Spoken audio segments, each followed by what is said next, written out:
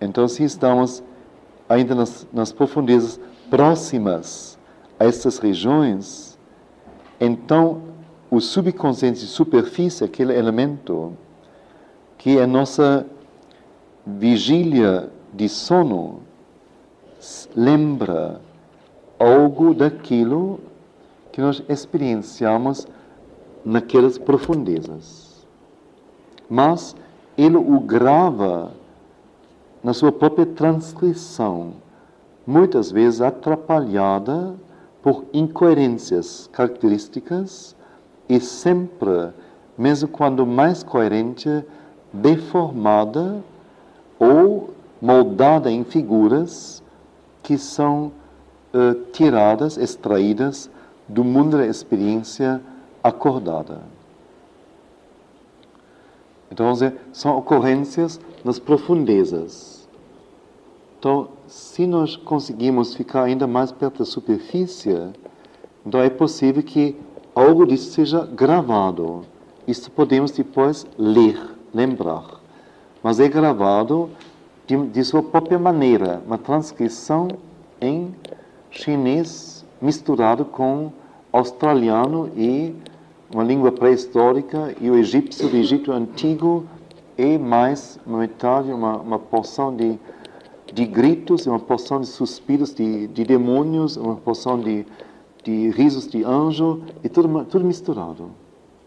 Então, estamos diante disso e dizemos, bom, eu lembro perfeitamente o que significa isso. E em meio a isso, ainda mistura gentilmente algumas imagens de nossa consciência, nossa experiência acordada.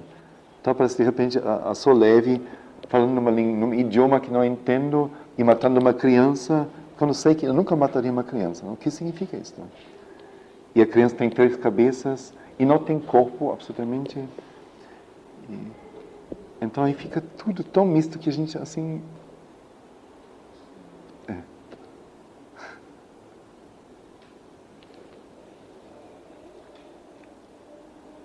Mas, diz ele, se nós não paramos aí, mas se formos mais fundos para dentro, a gravação falha, ou não pode ser recuperada. E nós temos, então, a ilusão de um estado sem sonho. Mas a atividade do sonho interior, da consciência interior de sonho, continua atrás do véu da superfície. Agora muda. Atrás do véu da superfície subconsciente, agora muda e inativa. Então, se formos mais fundos para dentro, o registro, a gravação falha, ou não pode ser recuperada. E nós temos a ilusão de um estado sem sonho. Mas a atividade do sonho, da consciência de sonho interior, continua atrás do véu da superfície subconsciente, agora muda e inativa. Esta atividade de sonho continuada é revelada a nós quando nos tornamos interiormente mais conscientes. Porque então nós entramos em conexão com os tratos,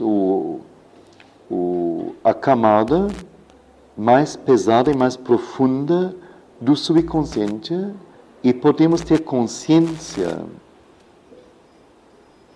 enquanto experienciamos, ou através de recuperar ou retraçar a experiência na memória daquilo que aconteceu quando nós afundamos para dentro dessas profundezas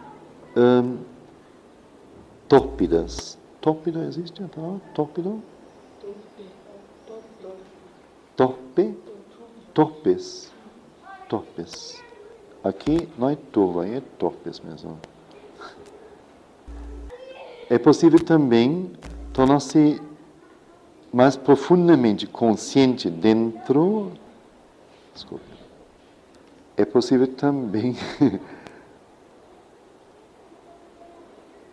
tornarmos-nos mais profundamente conscientes dentro de nossos sis subliminais. E então temos consciência das experiências em outros planos de nosso ser, ou mesmo nos mundos suprafísicos, para os quais o sono nos dá um direito de secreta entrada. Uma transcrição de tais experiências nos alcança, mas o transcritor, neste caso, não é o subconsciente, é o subliminal, um construtor de sonho maior. Agora que ele vai dar o próximo passo. Então é muito complexo. Muito complexo.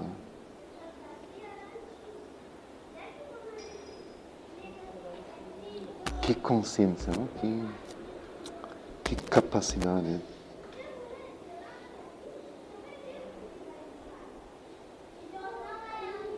E que fôlego, não? Ele não perde a coisa, não? E tudo isso escrito para uma revista. O mensageiro já esperando, não? Ele com a máquina aí, batendo a coisa, ou escrevendo na mão. Também a máquina usa a máquina escrevendo. Tudo isso foi escrito para uma revista. Artigos tem uma revista. Bom. Temos que aguentar mais meia hora. Alguma coisa que alguém gostaria de recapitular até aqui? Para não perder ou...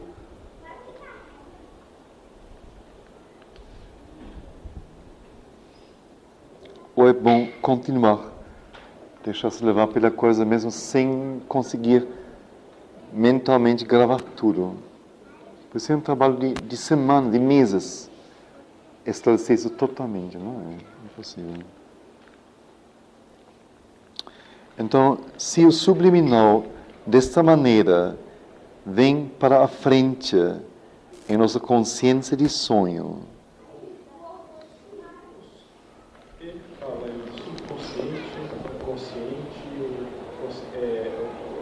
consciência acordada. Não do físico. Não do físico. Consciência física. Consciência física. O subliminal aí seria o quê? Seria... O subliminal não é o subconsciente. O subliminal é nossa consciência interior em sua totalidade, composta de várias partes, quer dizer, de uma mente interior, de um vital interior, de um físico sutil.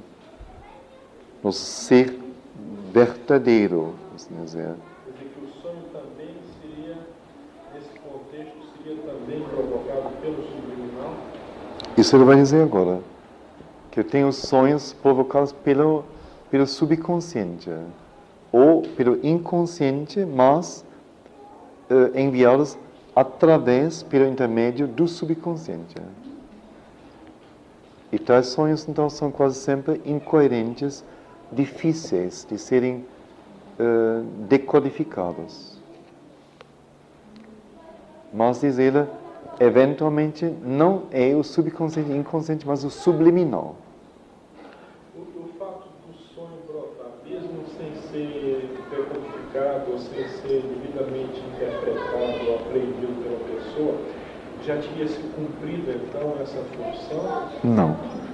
Como nós lemos quando lemos sobre o subconsciente, tanto ele quanto a mãe, nós lemos assim, de duas fontes, afirmaram que é um automatismo da natureza mandar para cima do subconsciente, que é o substrato de nossa existência toda, são as raízes, de dentro do qual nosso corpo físico foi construído, nossa pessoa física. Então, é um automatismo da natureza enviar de dentro do subconsciente material para nós. estofo sempre não organizado, confuso, entremeado, Tem que ser trabalhado. que em nós deve ser conscientizado, eventualmente dissolvido. Por isso que a mãe, então, manda anotar os sonhos e procurar exato. acompanhar esse processo. Agora, o que é mais grave, você agora está sonhando. E você não sabe. Aí está.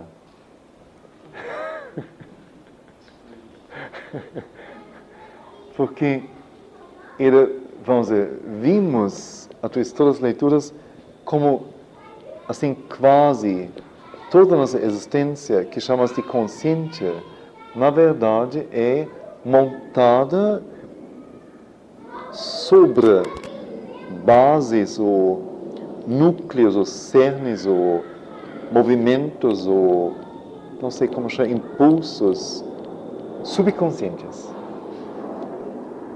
Quer dizer, nós estamos montados, armados de hábitos, de respostas, de seguranças, de buscas, de sentimentos que não brotam neste momento de nosso ser mais íntimo, que não correspondem à nossa verdade de ser, mas que estão numa semi-região, de semi-consciência, de semi-realidade, e que nós, então, como o nosso ego quer que sejamos seguros, cientes, conscientes, então apresenta como coisas reais, sabidas, conscientizadas, verdadeiras. Então, por isso eu digo, você está sonhando, sem saber.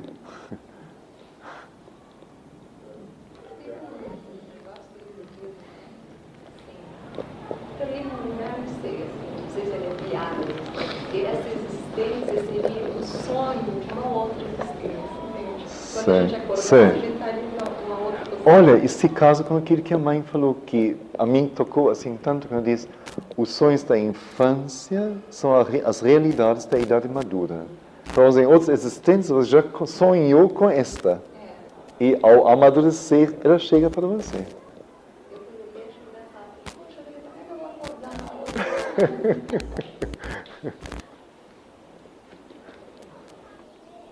Onde que eu estou?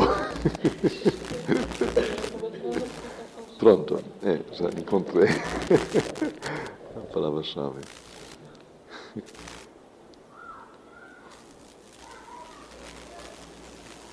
Então, sim, então, o subliminal chega para frente em nossa consciência de sonho. Algumas vezes uma atividade de nossa inteligência subliminal. Então o sonho se torna uma série de pensamentos, muitas vezes estranha ou vividamente figuradas. Quer dizer, ilustrados com figuras, não, por assim dizer. Povoados, vamos dizer, melhor, povoados. Então, às vezes. Então, se o subliminal, desta forma, chega para a frente, em nossa consciência de sonho, algumas vezes uma atividade, mas a consciência de sonho não é nossa consciência acordada. Quer dizer, a consciência acordada registra a consciência de sonho e procura esclarecer o que ela relata. Ela é o relato no nível de consciência de sonho. Então, quando o subliminal desta forma chega para frente em nossa consciência de sonho, há, às vezes, uma atividade, nossa inteligência subliminal. O sonho se torna uma série de pensamentos, muitas vezes estranha ou vividamente povoados. Problemas são solucionados que nossa consciência acordada não conseguiu solucionar. Pré-anúncios, premonições, indicações do futuro, sonhos verídicos, substituem a incoerência subconsciente normal. Quer dizer, agora vem um outro tipo de sonho. Vem muito o que você falou ontem, não? Ou antes de ontem. Você disse, não falou isso. Então, se a atividade da inteligência subliminal, da mente subliminal, uma superinteligência em relação a esta que funciona aqui, muito mais potente, muito mais vasta, muito mais calma, não presa por conceitos, preconceitos morais, éticas, conhecimentos superficiais, lidos, adquiridos, sem conhecimento real. Não, ela é o órgão do conhecimento interior verdadeiro. Uma inteligência muito potente. E no ser subliminal não há passado, presente e futuro. Lá está tudo. À vontade. No instante você está lá ou cá, está tudo presente. Um eterno presente. Por isso, então, a consciência subliminal, o sonho que parte do subliminal, pode nos informar sobre o futuro. Pois lá, é simples. Nem adivinhar. É só abrir a gaveta correspondente e pegar lá os papéis. Simples. Então, mas, se o subliminal chega desta forma para a frente em nossa consciência de sonho, há, às vezes, uma atividade de nossa inteligência subliminal. O sonho se torna uma série de pensamentos, muitas vezes estranha ou vividamente povoados,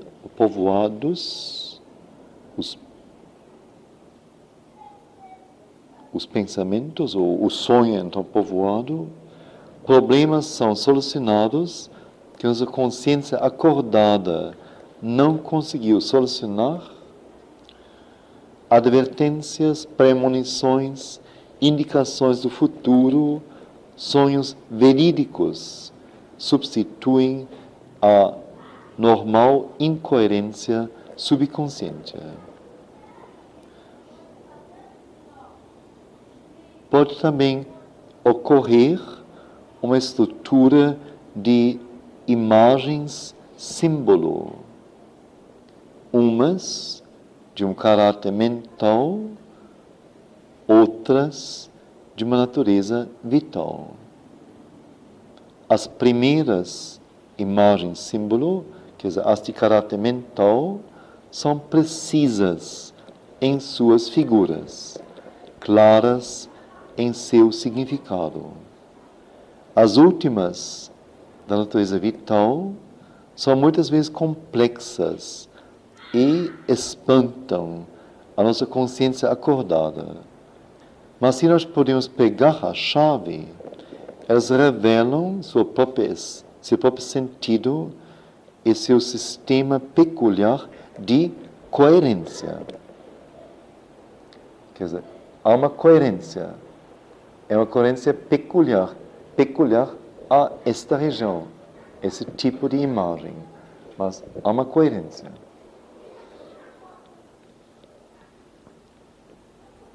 Não é como se nós estivéssemos jogar xadrez.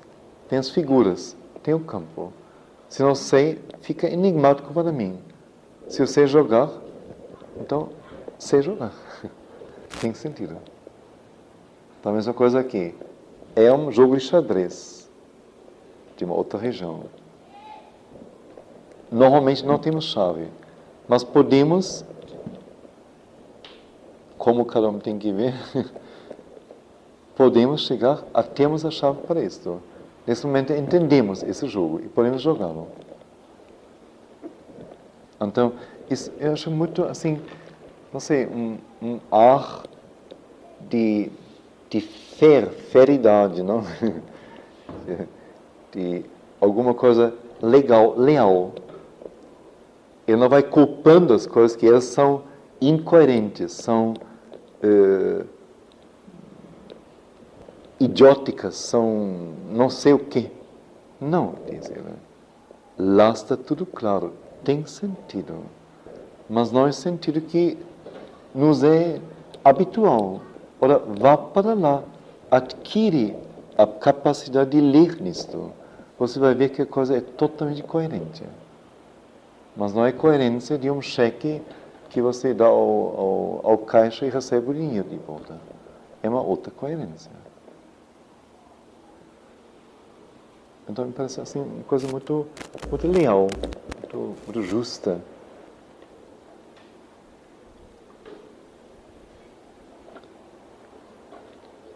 Então, pode ocorrer também uma estrutura de imagem-símbolo. Então, não é mais uma série de pensamentos, mas imagens-símbolo. Umas imagens de caráter mental, outras de uma natureza vital. As primeiras, de caráter mental, são precisas em suas figuras, claras em seu significado.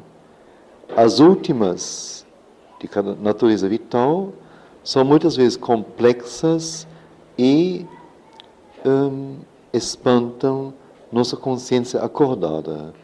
Mas, se nós podemos pegar a chave, elas revelam seu próprio sentido e seu sistema peculiar de coerência. Finalmente,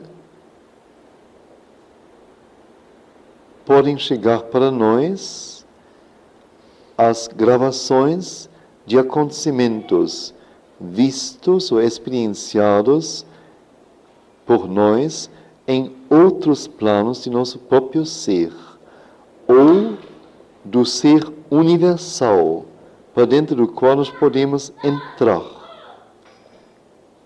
Finalmente, podem vir para nós as gravações, registros de acontecimentos vistos e experienciados por nós em outros planos de nosso próprio ser. Então, sempre a possibilidade de nós vivemos interiormente ou no sonho, que é a mesma coisa, nos próprios planos e mundos que nos compõem, que nos dimensões, ou em outros mundos, fora de nós, outros planos. São duas possibilidades básicas, por assim dizer. Então, neste caso, neste último, diz ela, os acontecimentos vistos e experienciados por nós ocorrem em outros planos do nosso próprio ser ou em outros planos do ser universal, para dentro dos quais planos podemos entrar. Tais acontecimentos têm, às vezes, como os sonhos simbólicos, uma forte influência sobre nossa própria vida interior e exterior, ou sobre a vida de outros. Revela elementos de nosso ser mental, o ser mental deles, nosso ser de vida, ou o ser de vida deles, e descobrem influências sobre estes de que nosso ser acordado é totalmente ignorante. Então, tais acontecimentos, quando vivemos em nossos próprios planos, não nos acontecemos mais facilmente, mas em outros planos, no ser complexo. Ou quando vivemos em planos do ser universal, que é fora de nós, numa região que não é mais individual, mas universal. Então, tais acontecimentos no sonho têm, às vezes, como sonhos simbólicos, uma forte influência sobre nossa própria vida interior e sobre nossa própria vida exterior também. Então não é algo que é apenas um enfeite, uma coisa curiosa, estranha, bonita ou assustadora, mas que, no fim, só vem do passado, é uma coisa assim. A gente já esquece, amanhã já esqueceu. Sonha outra coisa, com outra coisa, a gente já esqueceu. Mas uma coisa que revela algo que vai se realizar na sua vida, ou que fica diante de você o tempo todo. Você pensa nisso, vê isto, mas que você sonhou com isto, até você encontrar a coisa, de repente, na sua frente, diretamente.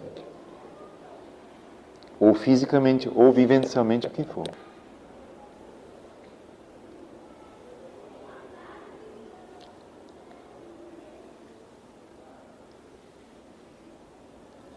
Então é interessante, quer dizer, como ele é amplo, como para ele é real, quando ele fala da unidade, que lemos hoje de manhã. O ser individual verdadeiro origina-se na unidade. Esta é sua verdadeira natureza. Então, vamos dizer, se lesse um livro psicológico sobre sonhos, sempre se falaria só do indivíduo, como ele experiencia a viagem, o que significa, etc. Como se pode pegar isso. Então, nesse momento, sem nenhum pré-aviso, não? Ele diz,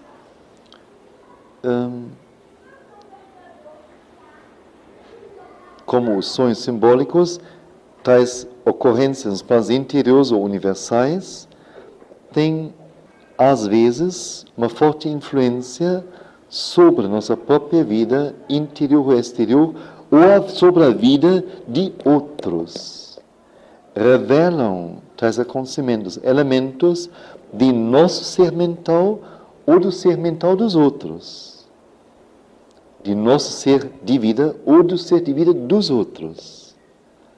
E descobrem influências sobre estes que nos se acordado, de que nos se acordado é totalmente ignorante.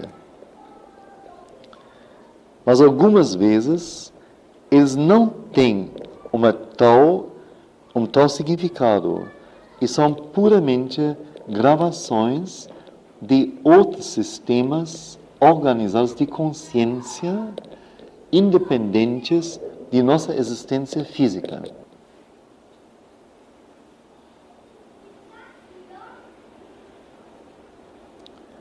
Outros sistemas organizados de consciência. Então, ou como, não sei, agora eu vou fantasiando a partir daí, pensando. Vamos dizer, ou então seriam sistemas de consciência de outras pessoas. Poucas pessoas têm um sistema de consciência organizado. A mãe mostra isso frequentemente. Então, tem que ser, possivelmente, sistemas de consciência, quer dizer, pessoas altamente evoluídas em sua consciência. Então, entramos em contato com tais sistemas, não são de nosso ser, mas deles. Ou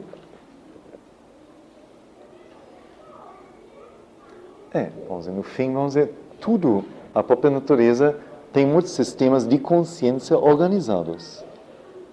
De que os animais que vivem dentro disso, as plantas não têm consciência. Mas nós podemos, no sonho, então, como que voltar para o estado, vamos dizer, de planta, para o reino das plantas, dos vegetais, e compreender a sua vida, ou viver com eles, ou ter experiências em meio a elas, as plantas. Animais, imagino eu. Ou a consciência, vamos dizer, não sei, de seres não deste mundo, mas de seres de uma outra, de um mental mais alto, ou de gênios, ou espíritos, ou não sei. Mas sempre nos sonhos, então isso já vimos, do ser subliminal, não há mais confusão. Se parece ter confusão, a confusão é nossa, da nossa mente. Mas a coisa em si é totalmente coerente, clara. Só que não precisa corresponder à pobreza da nossa experiência física acordada.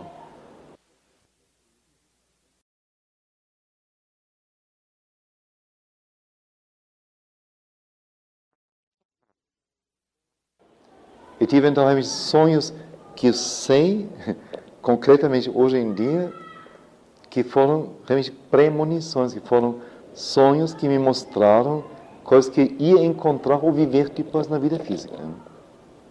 Isto foi com frequência. Especialmente quando estava no próprio ashram ou em contato com a atmosfera e com a mãe. Lá. Isso...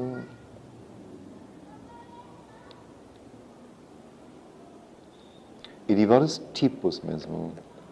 Mas o tipo de ver objetos físicos no sonho que depois eu veria no ashram. Exato e concretamente. Ou de ver me realizando alguma coisa determinada de uma dimensão nunca esperada, nunca imaginada, e depois ver que isso acontece, ver isso acontecendo na minha vida. Então, isso são coisas assim bem reais. E coisas que são tão claras que sempre acordei ou ainda falando audivelmente as últimas palavras da experiência, ouvindo-me fisicamente falando, ou coisas que ficaram inteiramente claras até hoje, totalmente. Então, esse sonho tipo de sonho verídico, como ele diz, não é? Onde o ser interior está totalmente presente, assumiu a coisa. Nenhum elemento confuso, nenhum não explicável. Nenhum.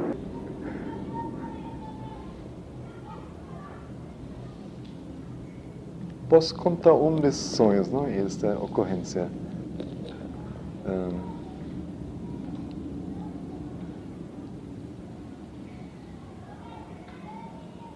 Eu agora, a partir desta leitura, não? Eu agora vejo, até consigo classificar sonhos de vários tipos, não? Ou percepções de vários tipos. Primeiro posso falar talvez da minha própria ida à Índia, a primeira ida à Índia. Nunca me passou pela cabeça eu ir à Índia. Nunca. Nunca. Eu cheguei aqui em 60 no Brasil, vim em 60, trabalhei na Escola de Dança da Universidade Federal da Bahia, assumi posição de diretor da escola, logo quando cheguei, fui chamado como tal. E fui muito bem sucedido, muito amado por todo mundo. E muito bem sucedido mesmo com tudo. E a escola se tornou uma realidade, hoje ainda, reconhecidamente de grande valor na vida universitária.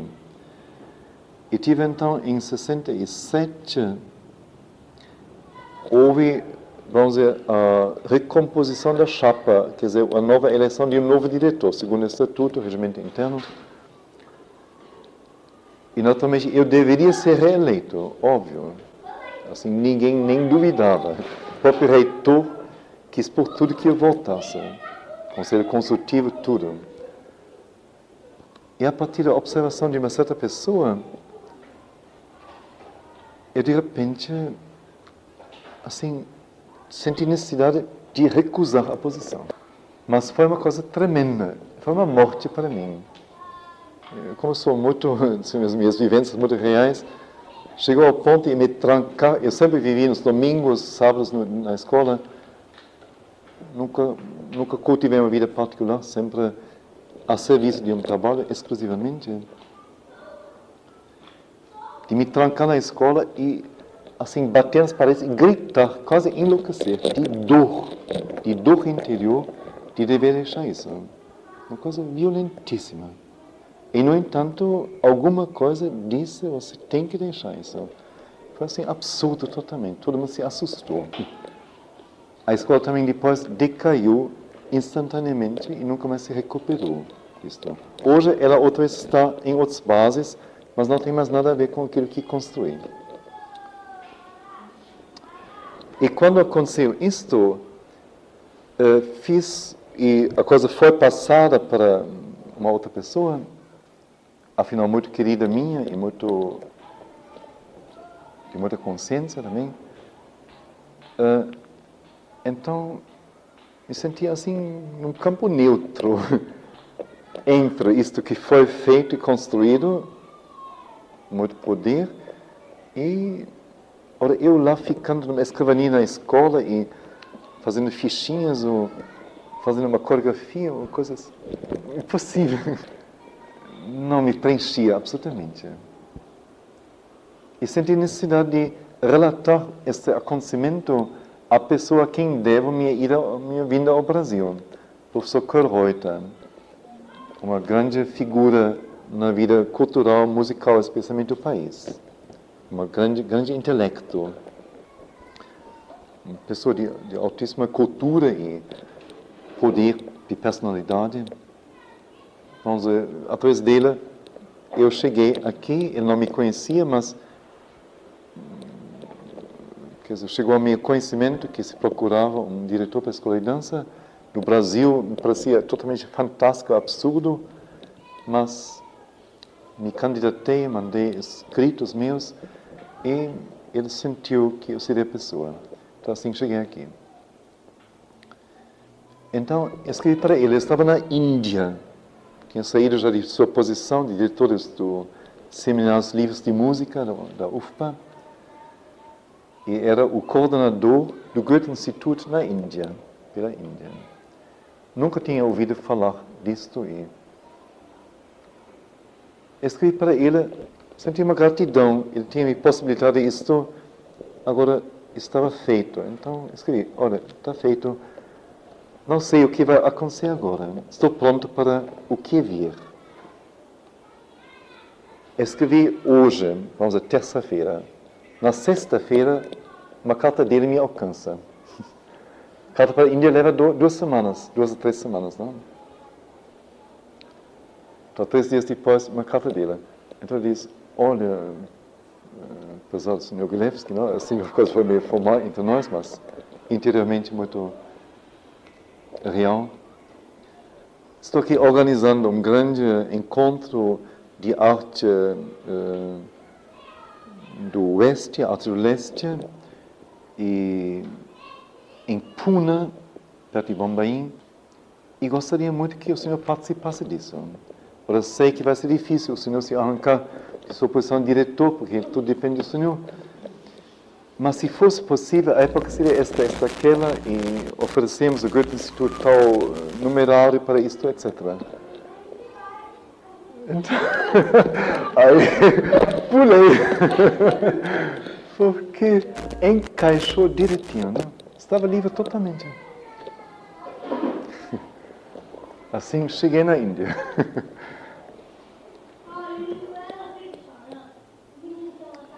Bom, então, quando fui para a Índia, eu já tinha antes, na Alemanha, uma vez, uma amiga me deu um livro de Teixeira Bindo, uma editora muito boa, Otto Wilhelm Barth Verlag. Mas, na época, estava numa outra, totalmente. Achei horrível, achei de mau gosto, achei assim. Quando fui para o Brasil, nem levei o livro, deixei lá, longe, nada disso.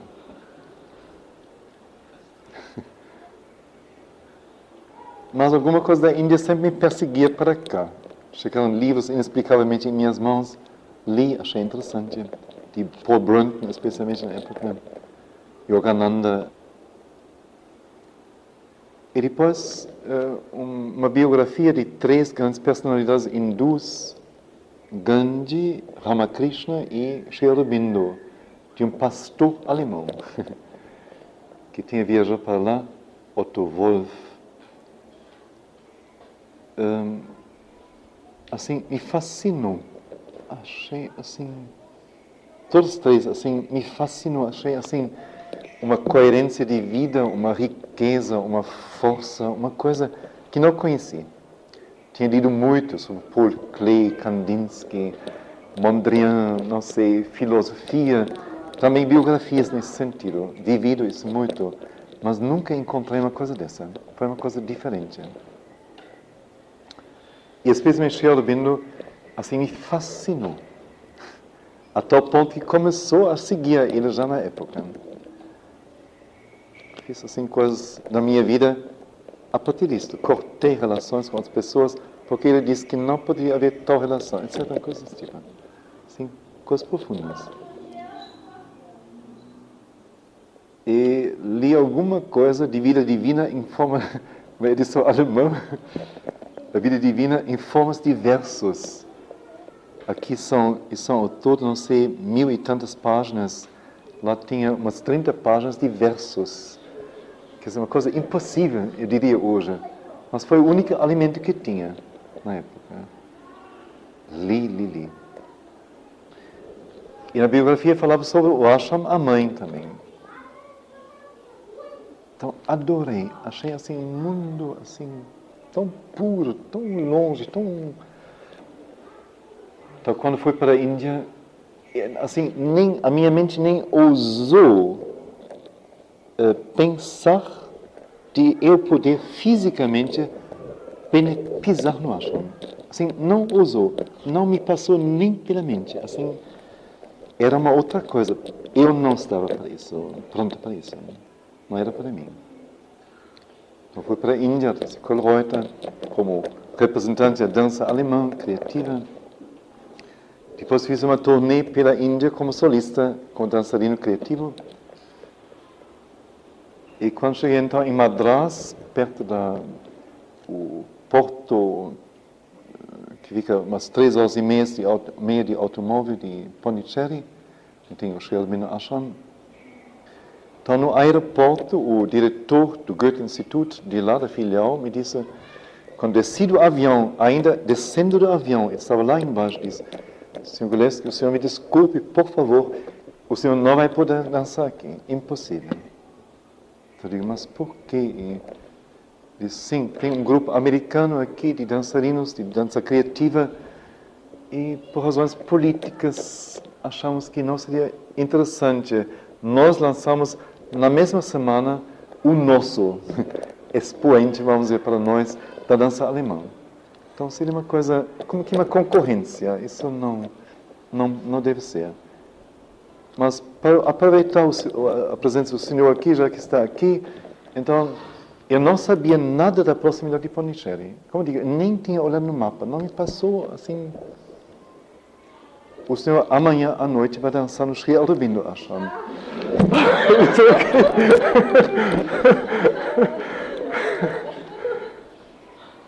Ele notou meu susto, assim. Eu disse, bom, o senhor tem alguma coisa contra isso? Eu digo, eu não!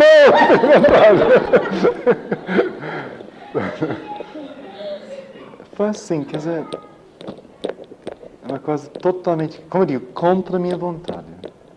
Contra a minha presença mental, totalmente. Então, fui lá, então aí a coisa começou. Sim, então, foi tão forte a minha experiência lá, com todo o pessoal e com a mãe, especialmente, que resolvi, então, abandonar o Brasil, a universidade, e tentar me radicar lá. Mas, tentando sentir se seria meu lugar. Então, desfiz aqui tudo e fui para lá. No meio do ano letivo, rescindi contrato, fui embora. Deselegantemente. E então, nesta viagem para lá, passei uma semana numa aldeia alemã, onde ninguém me conhecia, que eu também não conhecia, como esse um ponto de me neutralizar totalmente, deixar tudo se acalmar, aquietar, e ir para lá virgem. Período muito bom. Aí então tive vários sonhos. Um sonho foi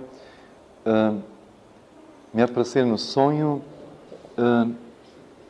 um conjunto. Não um conjunto.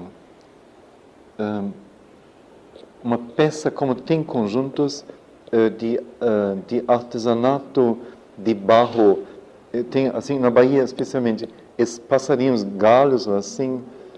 galos pintadinhos, não? De azul, com pontinhas brancas, ou assim, a cintura, assim, muito, o corpinho aqui, o pescoço, o bico, assim, e lá em cima, a crista. Então me aprecia. E quando aprecia isso assim, sem vida, assim, duro, não? De barro azul, um passarinho assim. Eu nunca tinha simpatizado muito com isso, mas... Assim, senti como primitivo, nunca tinha um objeto desse, né? Adquirir. Então, simultaneamente, a voz disse, não mais o peixe, mas o pássaro. Em alemão, minha língua nativa. Não mais o peixe, nicht mehr der Vogel, nicht mehr der Fisch, sondern der Vogel.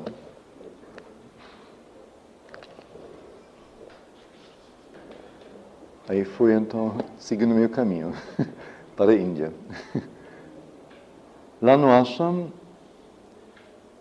fiquei, assim, profundamente amigo do Sunil, muito profundamente. A mãe nos colocou junto no primeiro encontro com ela, foi o primeiro encontro com o Sunil.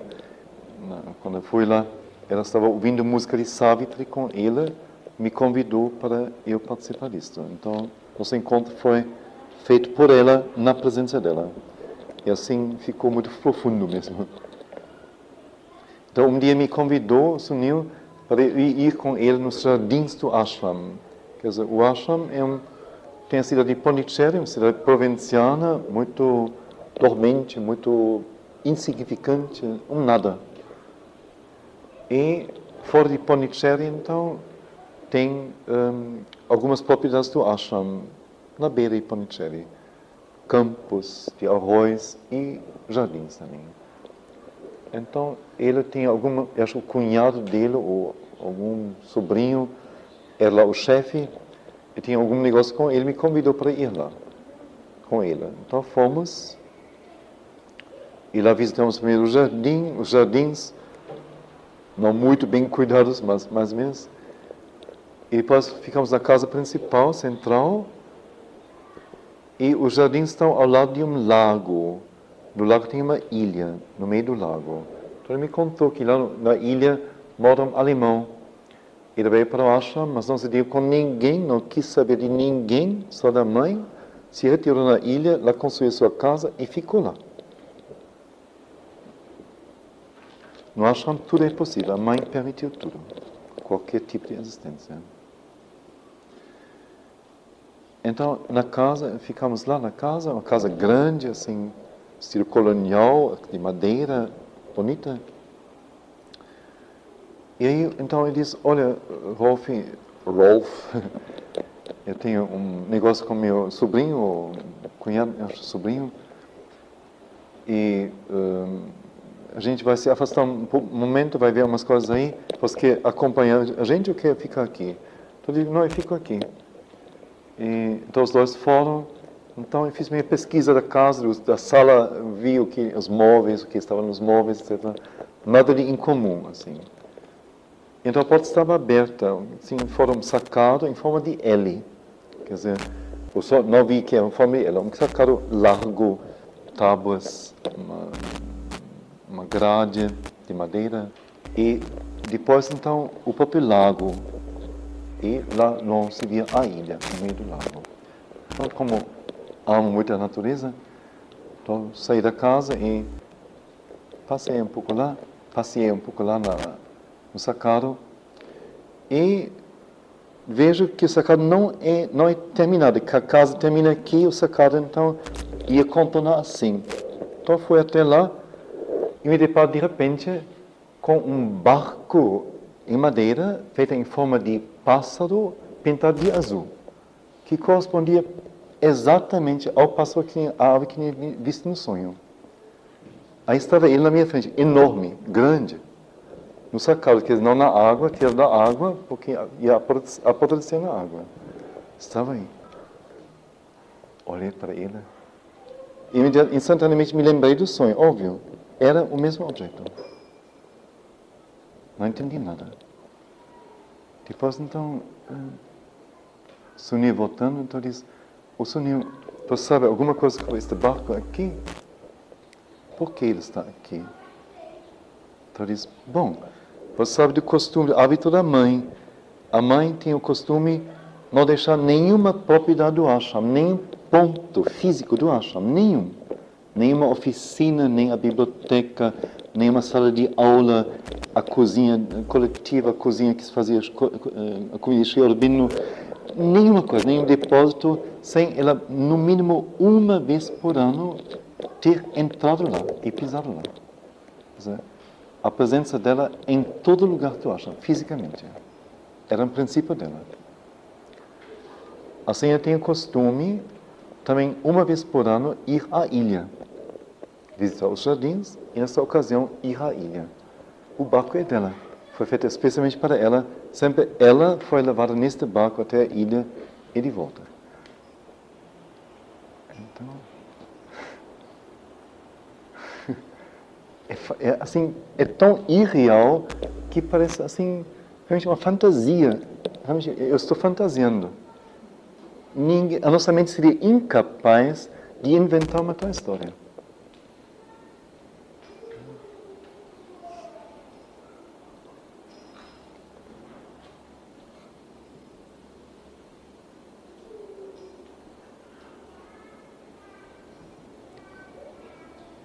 Se penetra mais ainda, vamos dizer, o sentido também, água sempre é uma extensão de consciência.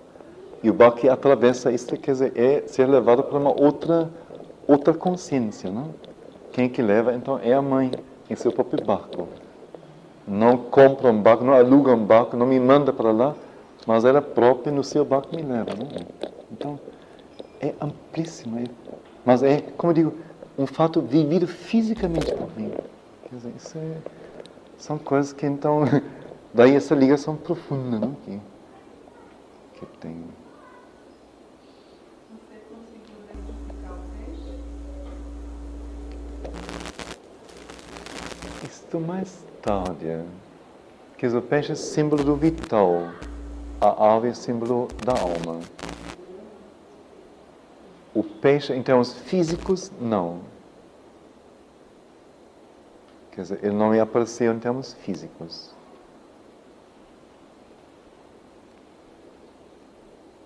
Que se diz, não mais o peixe, mas a ave, o pássaro, quer dizer, deixe de se demorar na região do vital.